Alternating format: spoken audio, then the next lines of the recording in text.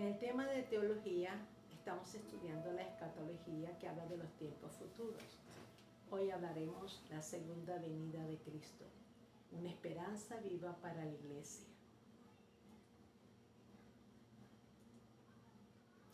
En la segunda venida de Cristo, ¿será real?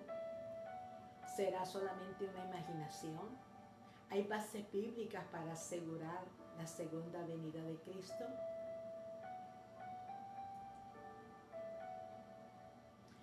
Una información importante es que debemos entender que el libro de Apocalipsis, escrito por el apóstol Juan, utiliza un lenguaje simbólico que se conoce como literatura apocalíptica, que este estudio produce muchas preguntas, muchas inquietudes, pero como dice el profesor Parra, nosotros no estamos acostumbrados a esta literatura apocalíptica, pero debemos tratarla con apertura, con mente amplia y honestidad.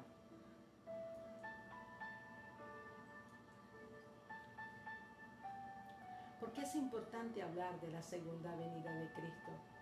Porque es una promesa cumplida. Jesús lo anunció en capítulo 14 del libro de Juan: vendré a llevarlos donde he preparado morada. La iglesia espera desde los apóstoles esta esperanza de una relación futura con Él. Esto fortalece la fe y inaugura el reino de Dios, donde nos promete que no habrá más llanto, ni más tristeza, ni más dolor. El Antiguo Testamento habla mucho más de la venida de Cristo que del Nuevo, pero es una evidencia segura de su regreso. Hay algunas escuelas escatológicas de interpretación que afirman que no hubo resurrección, que Jesús ya regresó y por lo tanto no existe una venida de Cristo futura. Pero el profesor Parra da esta explicación. Es lo que ellos dicen, pero no es lo que nosotros creemos. Y añade que hay muchos eventos en la Biblia que todavía tienen que cumplirse.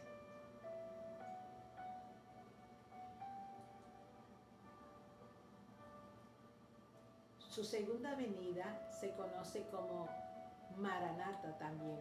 Entre los primeros discípulos se animaban diciendo Cristo viene, Cristo viene.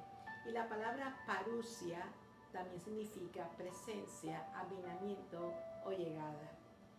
En Apocalipsis 1:7 dice que viene en las nubes y que todo ojo lo verá. Lo mismo en Mateo 24:30, que aparecerá la señal del Hijo del Hombre en el cielo y lo verán viniendo sobre las nubes del cielo con poder y gran gloria. El regreso de Cristo definitivamente será personal y las nubes serán la plataforma de ese testimonio, así como fue en Hechos 1:9, fue de ascender, y en Apocalipsis 1:7 será de venida, una gloriosa venida para ejecutar el juicio. Jesús conecta la ordenanza de la Santa Cena con la esperanza de la segunda venida. Cuando dice en 1 Corintios 11:26, la muerte del Señor anunciáis hasta que Él venga. Un dato dado por Dufil y Natanael. Hablando del futuro, dice el profesor Parra, lo más difícil de los eventos futuros es que nadie ha estado ahí. Solo podemos hacer acercamiento respetuoso del entendimiento del texto sagrado. Lo considero un punto muy importante.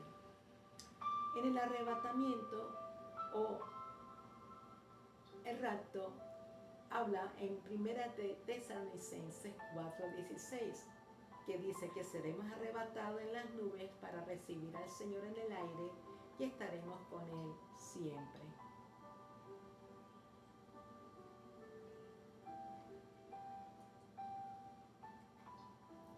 Principales posturas escatológicas. Tenemos la premilenialista histórico, tenemos la premilenialista dispensacional tenemos la postmilenialista y tenemos la amilenialista.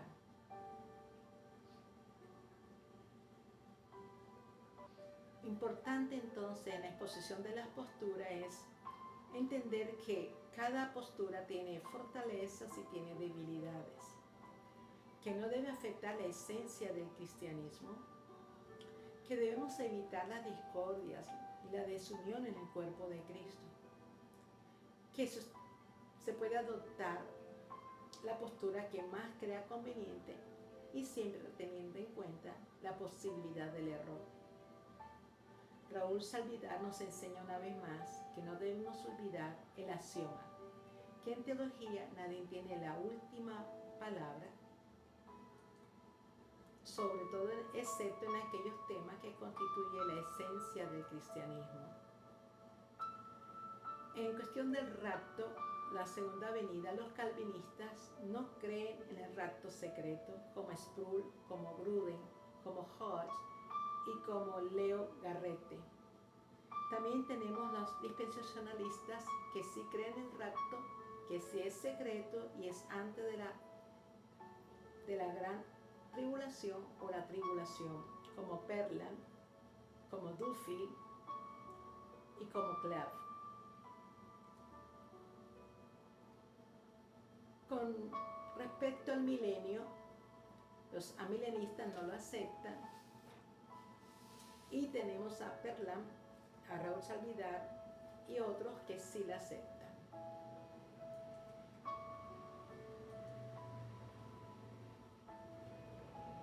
Este es el tiempo de escatología según la pretribulacional.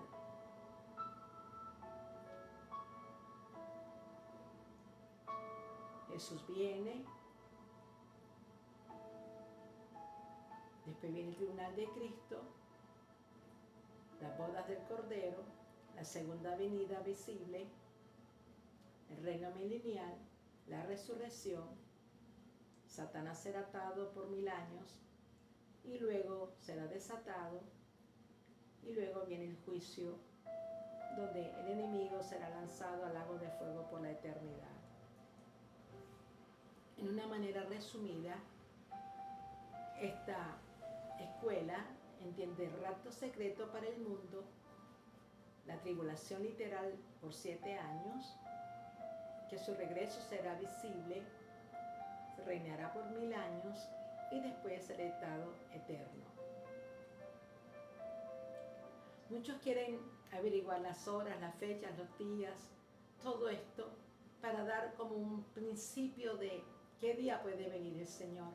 Pero claramente Dios o el Señor Jesucristo más bien le habla a los discípulos porque le hicieron esta misma pregunta y Él les contesta: no le corresponde a ustedes saber los tiempos que el Padre ha fijado con su propia autoridad.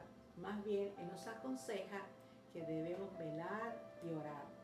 Y Él dice en Apocalipsis 22:20, ciertamente vengo en breve. Ahora, Maranatha, Cristo viene, nos da algunas señales, Duffield y Nathaniel, diciendo, esas señales de su venida puede ser la reunión de Israel y Palestina, tiempos peligrosos, levantamiento del comunismo, tanto de Rusia como China, armamento potencial, un progreso en el transporte y el avance de la ciencia. La segunda venida motiva el amor fraternal. Una de las palabras más precisas que Jesús dijo: sabrán que son mis hijos porque se aman los unos a los otros. Y en Mateo 24 dijo que se enfriará el amor de muchos por la maldad. Nosotros, como la Iglesia de Cristo, debemos promover ese amor fraternal. Debemos guardar esa santidad, siempre estar en ese fuego del Señor y caminar en esa voluntad perfecta del Señor. Que debemos congregarnos para una adoración sincera, donde quiera que el Señor nos pueda ubicar. Una afinidad en el servicio del cristiano y una continua pasión por las almas. Y también nos ayuda a tener una consolación en los tiempos de aflicción, como dijo el apóstol Pablo, animados unos a otros con estas palabras. El profesor Parra dice: somos el pueblo de la esperanza, Compartir esa esperanza es nuestra tarea ahora. Que Dios nos encuentre entonces caminando en este proceso. Podemos concluir entonces que estas dos escuelas tienen sus puntos de vista muy similares, pero también hay diferencias bien marcadas en otros. Se observa con claridad que el centro debe ser Cristo, reconocer que Él es soberano en cómo ha de moverse en estos últimos tiempos y de acuerdo a su interpretación. Es importante estar fervientes por Él. No debemos estar ni tibios ni fríos. Debemos estar siempre en ese fuego, fervientes, corriendo la carrera de la fe, sabiendo que nuestra mirada está puesta en Jesucristo, en el autor y consumador de esa fe, con una nube de testigos. Vamos hacia adelante, corremos esa carrera. No somos de los que retrocedemos, somos de los que avanzamos. Que el Señor nos encuentre entonces sirviéndole. Recordamos como último el consejo del teólogo Raúl Salvidar. Los creyentes pueden adoptar la postura que más crea conveniente, pero siempre teniendo en cuenta que hay posibilidad del error. Y muy presente esto, no olvidar el axioma que en teología nadie tiene la última palabra, excepto en aquellos temas que constituyen la esencia del mismo cristianismo. Por ejemplo, la resurrección, el bautismo, la presencia de Dios, la presencia del Espíritu Santo y otros puntos. Le doy gracias porque este es un tema que pudimos llevar a cabo y gracias a cada uno de los compañeros y profesores y gracias, profesor Parra, por enseñarnos.